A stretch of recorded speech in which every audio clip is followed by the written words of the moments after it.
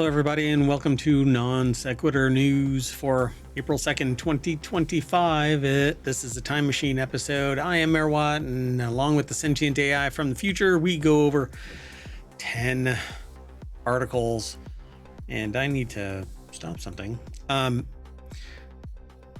So today is a time machine episode. I've been, I got sick and then I tried to do the show and it just didn't work out. And it lasted a lot longer than I was anticipating. So now I'm back though and ready to do all the time machine episodes. And then tonight we're going to do another show. That said, let's get into it. We're going to talk about a round trip ticket to Texas. What a deal. Claude has a learning mode. From coal to gas to data center, Hollow Knight Silksong confirmed, Snow White box office, meteor showers in 2025, TikTok the clock says continued. What do Nintendo Switch cartridges taste like? And finally, Wicked for Good. I haven't fully loaded my screen up, so we're gonna have to do this last several things live. That's okay though. It is a time machine episode, so I'm going to be ripping through these really quick. I've got to get out of here by 3 o'clock. Otherwise, the time machine will lock me in place. We'll have to wait another day. Anyway, that's it, folks. Let's get into it.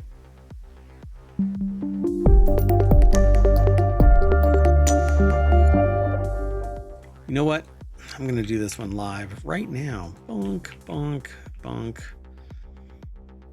All right. So I haven't loaded up the destination pages, so I haven't logged into anything. I don't know what's going to actually happen, but let's get into this. So the first article is passengers end up in Texas instead of Tokyo after spending 12 hours in the air on a diverted flight. An American Airlines flight to Tokyo turned back to the U.S. in a 12-hour journey. The Boeing 787 U-turned over the Pacific due to a maintenance issue. It's one of the longest flight diversions this year. Yeah, they spent half their day on a plane, only to end up in Texas instead of Tokyo. When you click the link, you get taken over to the source. Pete Sim over at businessinsider.com put the article together. If you want today's articles, you can hit !NSN in the chat over on Twitch, but they're already embedded on the YouTube side of things. Eventually, they're going to be posted over to the podcast as well. Anyway, just do a search for ohmTown wherever you catch pod, and you'll find ohmTown's Non Sequitur News, along with the 6 other podcasts that we do weekly. Non Sequitur News, though, is a daily show.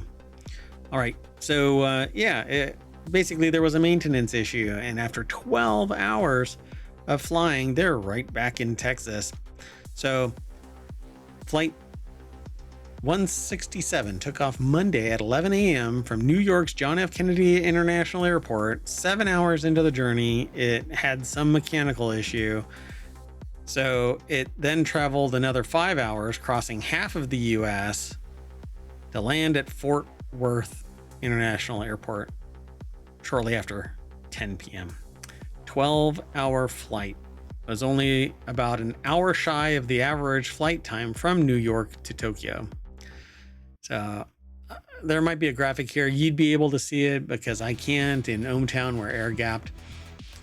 So for example, it says, while spending hours on a diverted flight can be frustrating for passengers, it's typically an easier alternative for the airline than landing at the closest airport. For example, the flight went past Seattle and Denver, but Dallas is America's main hub.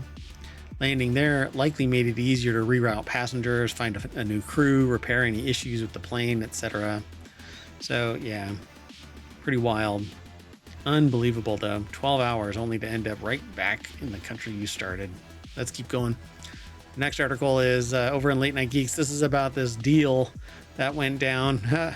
The affidavit of a Rippling employee caught spying for Deel reads like a movie, and this is what the sentient AI said. I keep forgetting that they're not over there anymore. They're over here. They're not with me.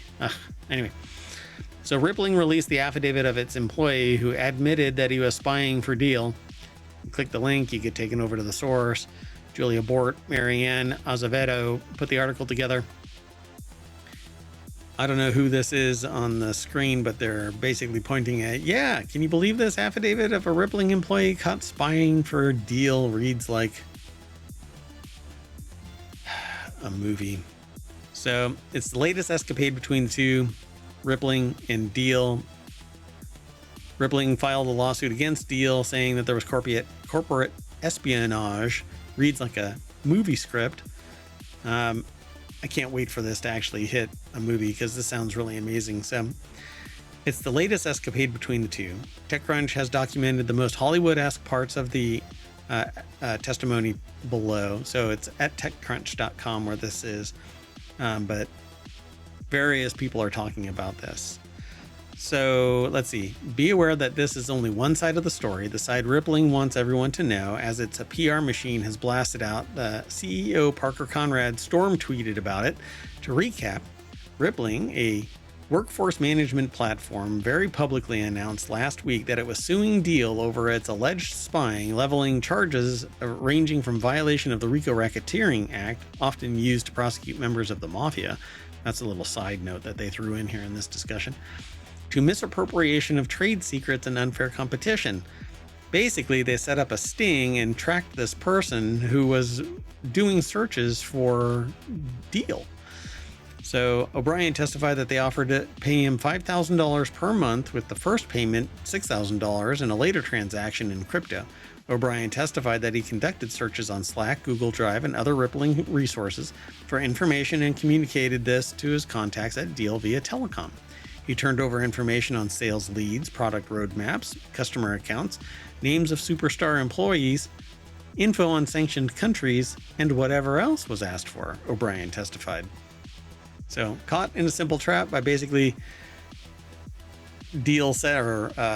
Rippling setting up a fake channel called a fake Slack channel called Defectors. The Slack channel existed, but it was a ruse. It was entirely set up to be a honeypot. And O'Brien testified that he was instructed to search for the Defectors channel, and shortly after he did so, he was told not to, that it may be a trap. Nice. Anyway, he was caught. Somebody else must have been feeding information to Deel, and O'Brien was just the patsy, basically, but still a willing idiot, I guess, or a useful idiot. All right, let's keep going. The next article is over in Technology Today. Claude's new learning mode will prompt students to answer questions on their own. According to a recent Digital Education Council survey, as many as 86% of university students globally use artificial intelligence to assist in their coursework. It's a staggering statistic that's likely to have far-reaching consequences for years to come. So it's not surprising to see a company like Anthropic announce Claude for Education, an initiative it says will equip universities to play a key role in actively shaping AI's role in society. So again, you click this link, you get taken over to the source. Engadget is where this one is aggregated from. So Igor Bonifacic put the article together. The deck statement says it's like having a poison immune Socrates for a teacher. Yeah, so basically you can ask AI anything and it'll spit something out, but unless you know it, you can't actually be totally sure that it's legit. It's a staggering statistics, 86%, almost 100%. You might as well just round up to the 90, because there are going to be others that haven't, that just don't say that they do, but they do. At the heart of Claude for Education is new learning mode that changes how Anthropic's chatbot interacts with users. Interesting. So, Claude for Education is available to all pro users with a .edu email address. So it's going to lock it down around the .edu domain. That's fine. All of this powered by 3.7 Sonnet, Anthropic's new hybrid reasoning model, and tied to Claude's projects feature, which gives you a way to organize your chats around specific topics. So rather than providing an answer outright when asked a question, it'll employ the Socratic method of conversation, asking questions like, what evidence supports your conclusion, as a way to guide your users to understanding. Some professors actually do that. Some nowadays, I don't know what to tell you. It seems like professors don't challenge anything. They just provide you a step-by-step, color-by-number type of process, and you get it done, and you're done.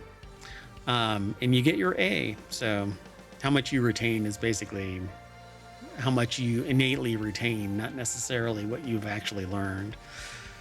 Let's keep moving. The next article is over in Technology Today. Pennsylvania's largest coal-fired power plant, now retired, is going to become a gas-powered data center campus. The owners of what was once Pennsylvania's biggest coal-fired power plant said Wednesday that they will turn it into a $10 billion natural gas-powered data center campus designed to capitalize on the fast-growing energy demands of big tech companies to power artificial intelligence and cloud computing applications. Again, click the link, it takes you over there, and no, I don't have any ad blocking software on my computer, it's the browser. So Mark Levy put the article together, it's over at Tech Explorer. The former Homer City Generation Station, about 50 miles east of Pittsburgh, will host 7 gas-fired turbines to power data centers on site with up to 4.5 gigawatts of electricity, according to owners, an investor group named Homer City Development. This is Mark Levy over at techexplore.com that's writing this. Let's see here. Could also supply electricity to the wider power grid, the group said, although it did not give details about any confirmed data center clients or declined to say how much of its electricity could end up feeding into the wider grid. So last month, the group demolished the 3 cooling towers and 4 smokestacks still standing from the former coal plant. It shut down in 2023 after 54 years of production. So, interesting. So the late 2022 debut of OpenAI's ChatGPT, built with help from Microsoft data centers, ignited worldwide demand for chatbots and other generative AI products that typically require large amounts of computing power to train and operate.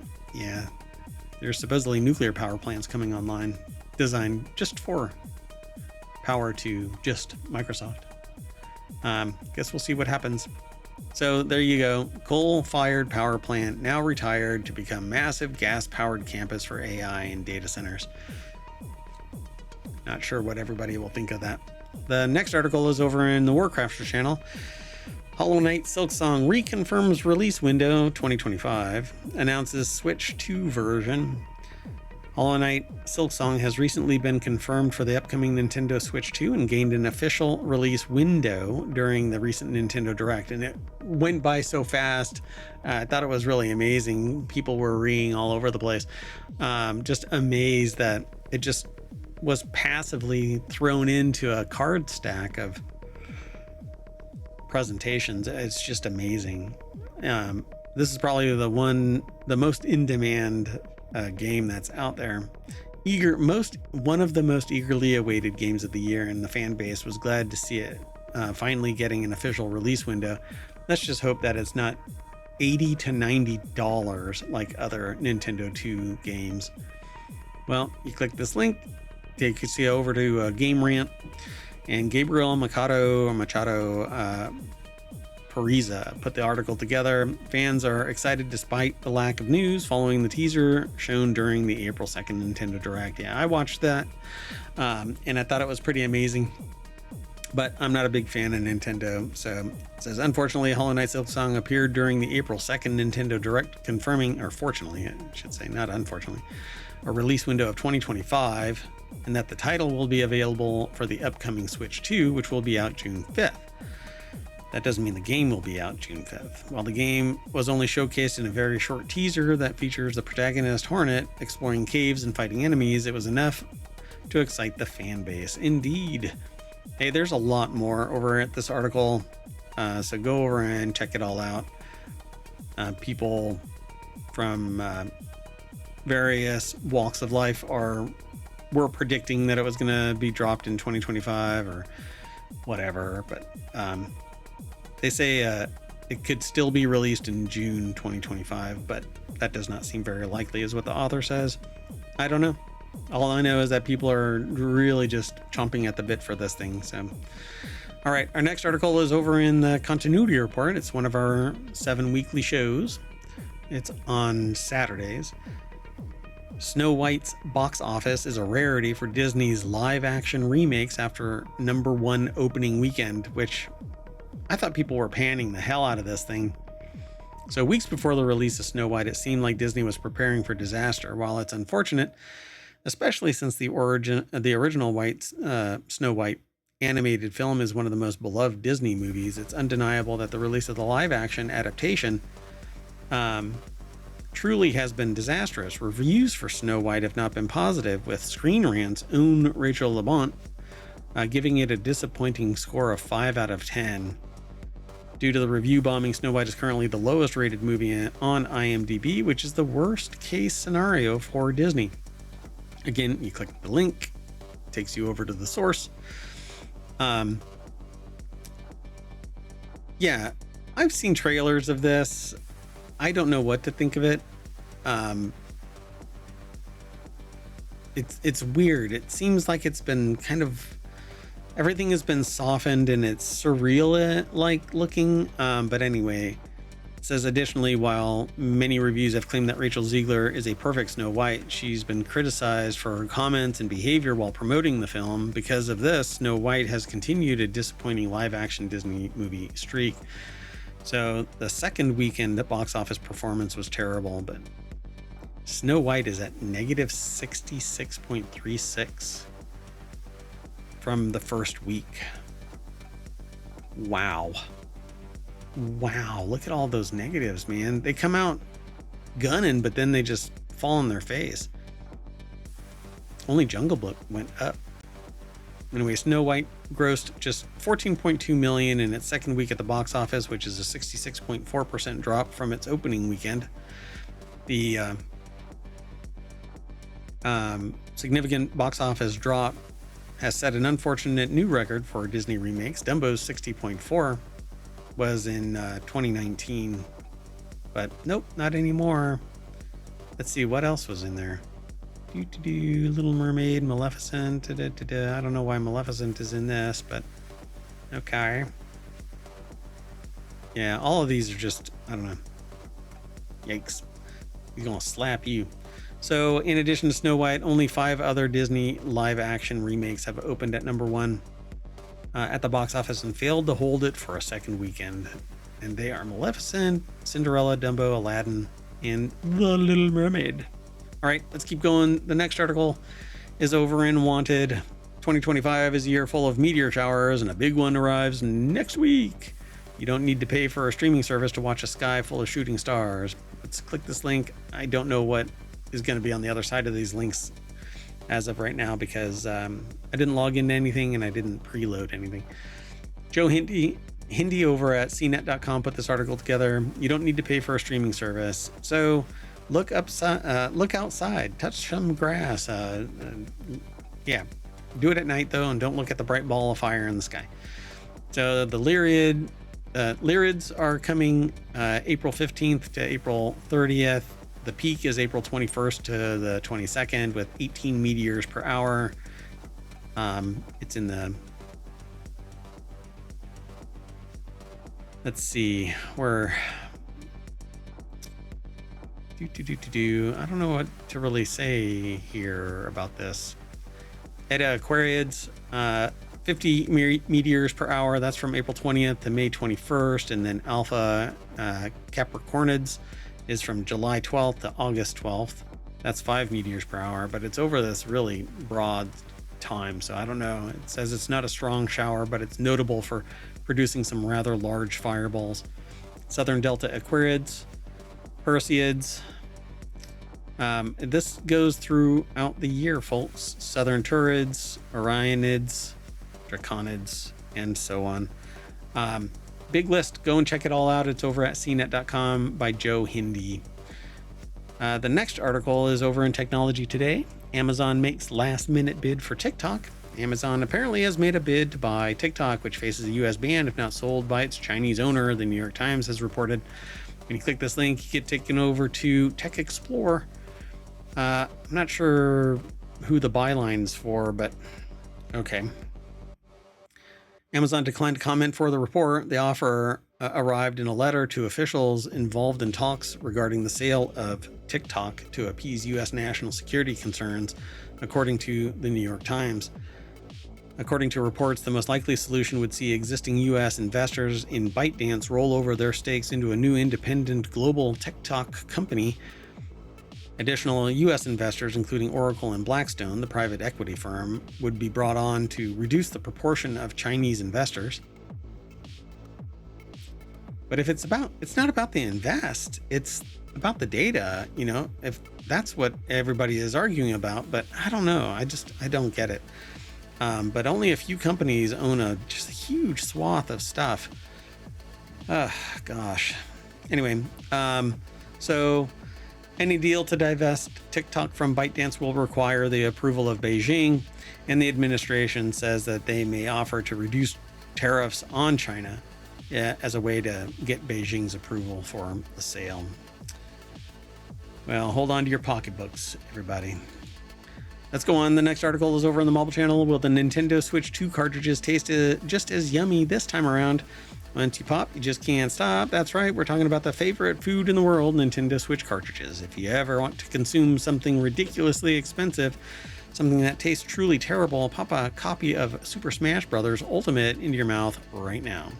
That's what the author of this article is saying. Let's click the link and just go on over to the source. Anna Valens over at Vice.com put this article together. They say, I assure you, it will make the actual BO situation at a Smash competition feel like Febreze. Nintendo unveiled brand new information about the Nintendo Switch 2 today, April 2nd. That's what today is. And talked about a bunch of stuff. Silksong, Kong 64 spiritual successor, Bloodborne like From Software game that everybody says is going to suck. Even though it's From Software, it's still going to be meh because it's PvPvE. Anyway, their cartridges, they are red, and I want to know if they can stick it. They want to know if they can stick it in their mouth, unlike those disgusting gray snacks Nintendo put out for the Nintendo Switch. So the Switch 2 might taste better. Anyway, after Nintendo Direct today, the author crawled through the Nintendo Switch 2 landing page looking through the company's expanded information on the upcoming console. And they said, therefore, it's impossible to know whether the Switch 2's red game cards will be just as awful to eat as the original Switch 1. Come on now. Oh, there's a lot more over here at this article, but you'll have to go over and check it all out. I don't know. I don't think that the Nintendo Switch 2 cards are compatible yet. I'm not sure. I heard something about something not being compatible, but then I haven't gone back because, well, I'm not a fan of Nintendo. Anyway, let's keep moving. Our last article for the April 2nd, 2025 Non Sequitur News is in the Wanted channel. That's another one of our shows on Saturday. I didn't go through all of these to see which ones were on Saturday and Sunday, but we do 6 weekly shows that take news from the week and not necessarily from a show that we've already done. Anyway, so the first footage from Wicked for Good just screened, and here's what happened. Cynthia Erivo's Elphaba, Ariana Grande's Glinda, not Galinda, and more familiar Wizard of Oz characters star in the sequel musical out in November. Again, when you click the link, you get taken over to Gizmodo.com this time. Jermaine Lucier put the article together. Yeah, it was quite an intriguing surprise when the original Wicked was found out to be part 1 of 2. So the past 2 years, Universal chose CinemaCon to debut the first footage of its adaptation of Wicked, and now with the second and final film on the way, it's happened again. Director John M. Chu, producer Mark Platt, and star Cynthia Erivo and Ariana Grande were all on hand to debut the first footage of the highly anticipated Wicked for Good. And while it's not yet online, here's what happened. And they go through the whole thing as to what goes on. So I won't ruin it. I just want to tease people to go over to the source.